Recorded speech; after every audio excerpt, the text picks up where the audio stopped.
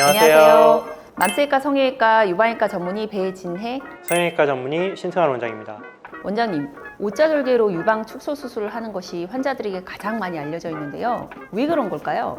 이 문제를 이해하려면 축소 수술의 발달 과정을 한번 살펴볼 필요가 있는데요. 어느 분야나 그렇지만 1900년경 시작된 축소 수술의 초창기에는 여러 가지 수술 방법들이 난무하는 일종의 춘추전국 시대였습니다. 그렇게 여러 방법들이 무질서하게 혼용되어 오다가 1970년대 들어서 하나의 수술 방법이 각광을 받게 되는데요. 우리나라에서는 오자절개로 알려져 있죠. 역P자 절개술이었습니다. 이 수술 방법은 지금도 그렇지만 초창기에는 주로 아래쪽 기피판, 그러니까 아래쪽 혈관을 이용했었는데요. 가슴 근육에서 분지에 나오는 큰 혈관을 이용할 수 있어서 유두개사의 부작용이 적고 안정적인 혈류 공급이 가능했습니다. 또 축소 수술에 처음 입문하는 의사들도 수술 방법이나 디자인 면에서 이해하고 습득하기가 용이했기 때문에 80년대, 90년대까지 주요한 축소 수술 방법으로 자리를 잡았고요. 그 후에도 지금까지 근 50년 동안 꾸준히 사용되어 온 방법이었기 때문에 환자분들 입장에서도 가슴 축소 수술에 대해 떠올릴 때 가장 익숙한 그런 수술이 된 것 같습니다. 그런데 저는 오자절개를 계속 하면 할수록 아쉬운 점들이 많이 생기더라고요. 같은 여성의 입장에서 볼 때 역시 흉터 부분이 너무 속상했고요.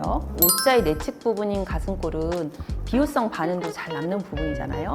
특히 환자가 누워있을 때 상대방에게 드러나는 그 흉터의 느낌이 안타까웠습니다. 환자는 잘 안 보이지만 남들에게 보이는 저 부분만 안 보인다면 더 만족스러운 수술이 될 텐데 이런 생각이 들더라고요. 피부 특성상 우리 동양인들은 서양인들보다 비효성 반응이 훨씬 잘 생기는데요. 보통 축소 수술 후에 생기는 이 울퉁불퉁하고 빨간 흉터는 수술 후 초기에 바로 생기는 것이 아니라 수개월의 시간이 지난 후 점진적으로 생기게 되는데요. 개인의 피부 특성에 따라 그리고 365일 24시간 지속되는 중력의 영향으로 인해서 피부의 긴장도가 점차 증가하기 때문에 처음에는 좋아 보였던 흉터가 나중에는 안 좋은 흉터로 변할 수도 있는 거죠.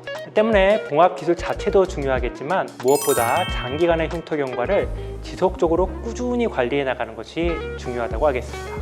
봉합 실력이나 레이저 치료도 흉터에 도움이 되겠지만 제 생각에는 애초부터 아예 흉터를 적게 만드는 것이 흉터가 안 남는 가장 확실한 해결책인 것 같아요. 그렇죠. 특히 젊은 여성이나 비효성 반응의 체질이 있는 분들에서는 절대 가볍게 볼 수 없는 문제니까요. 가능한 흉터를 짧게 남기는 것이 근본적인 해결 방법이라고 할 수 있겠습니다. 또 오자절개법을 지향하게 된 점은 오차 상처의 아래쪽 교차 지점이 진짜 잘 벌어진다는 거였어요. 치료가 빨리 끝나지도 않고 벌어져서 나중에 아문 부분은 흉터가 훨씬 더 많이 남게 되잖아요. 네, 교차 지점은 세 개의 피부판이 직각으로 서로 만나는 곳을 말하는데요. 중력의 영향을 받아 가슴 조직이 내려오면서 아랫부분에 힘을 가하게 되면 장력, 즉 피부 긴장도가 증가해서 상처의 치유 과정에도 영향을 미치게 됩니다. 흉터랑 상처 벌어지는 것도 문제였지만 제가 느꼈던 오자절개법의 가장 아쉬운 점은 장기 경과를 봤을 때의 모양이었어요.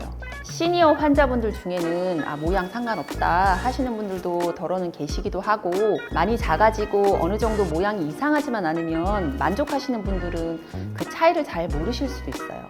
오자절개도 초반에는 예쁜데 몇 년 지나서 경과를 보면 네모지고 평평해지는 느낌이 아쉽더라고요. 고생해서 수술했는데 모양이 유지가 안 되면 너무 속상했어요. 오자절개술도 피판 선택이 다양해지고 있고요. 조직 리모델링도 함께 중요시하는 방향으로 발전했기 때문에 기존의 오자절개 단점들은 많이 극복이 되었습니다. 하지만 모양면에서 볼 때는 여전히 아쉬움이 남아있는데요. 수술 결과라는 게 초반에는 보기 좋더라도 장기적으로 중력의 영향으로 처질 수밖에 없는데요. 박스 브레스트 현상이라고 하죠. 가슴이 네모나고 평면적으로 보이는 것을 말하는데요. 오자절개는 기본적으로 속옷, 브래지어의 디자인을 차용한 2차원적인 디자인이기 때문에 수술 후 가슴 모양이 봉긋하기보다는 평평한 가슴, 즉 박시한 모양으로 자리 잡는 경향이 있습니다. 이제는 축소 수술도 주변에서 흔히 볼 수 있는 수술로 자리 잡았다고 할 수 있는데요. 이렇게 수술을 받으시는 분들이 급격히 늘어남에 따라 과거 크기에만 집착했던 추세에서 벗어나기 시작했는데요. 최근에는 모양과 흉터에 대한 기대치가 높아졌고 미적인 결과에 대한 요구도 증가하기 시작했습니다. 이에 따라 의사들도 환자들의 요구에 맞춰 어떻게 하면 좀 더 3차원적으로 봉긋하고 예쁜 가슴을 만들 수 있을지, 또 어떻게 하면 절개선을 짧게 남길 수 있을지, 이런 문제들에 대해서 주목하기 시작하면서 바로 수직절개법이 전 세계적으로 각광을 받고 있는 것 같습니다. 저 개인적으로는 수술 방법을 처짐이 작은 가슴은 수직절개술로 하고 O자가 필요한 크기 가슴은 J자 절개술로 하면서 제가 O자 절개를 하면서 아쉬웠던 점들이 해결되어서 너무 만족스럽습니다. 오늘은 가슴 축소 수술을 하면서 느낀 부분에 대해서 그 중에서도 특히 O자 절개법에 관련된 이야기를 나누어 봤습니다. 지금까지 맘스외과, 성형외과, 유방외과 전문의 배진의 성형외과 전문의 신승환 원장이었습니다.